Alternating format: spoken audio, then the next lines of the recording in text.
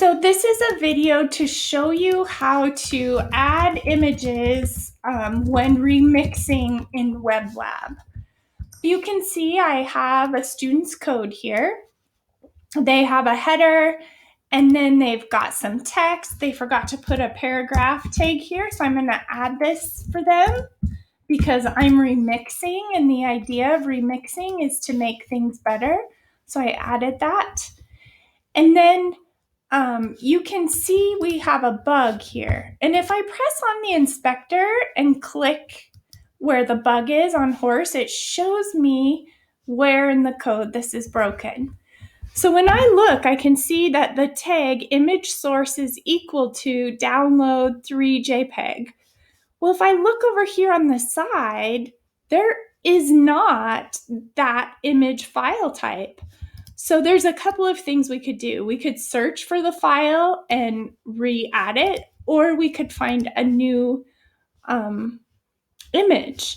So that's what I'm going to do. I'm just going to do a quick search for Creative Commons horse, because remember, we need to be careful on the images we select. I'm going to go ahead and go to images, and then to just be double safe, I'm going to go to tools, usage rights, and Creative Commons licenses. And this means that any of these images I am free to use.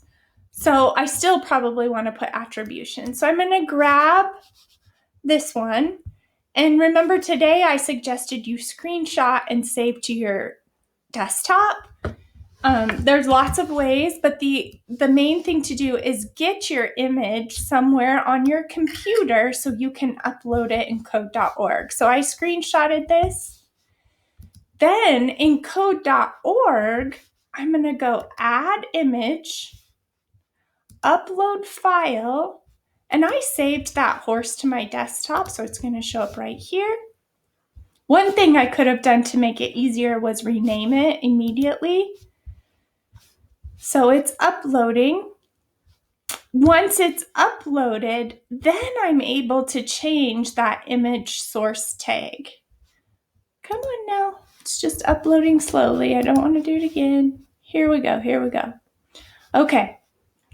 So now I can close this. And I should see over here on the left that now I have a screenshot file.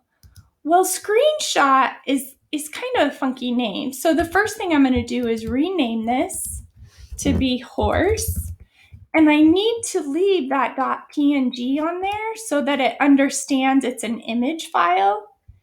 And now when I go back to my HTML code, I need to change the name of the source to be exactly what this name is over here. So I'll go horse.png, and there we go. We've now re-added an image.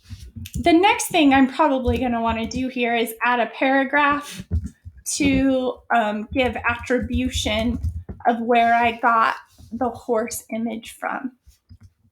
So you'll go to add image, you'll add whatever image file you want, and then you need to change the code in the image tag so that it knows which file to pull.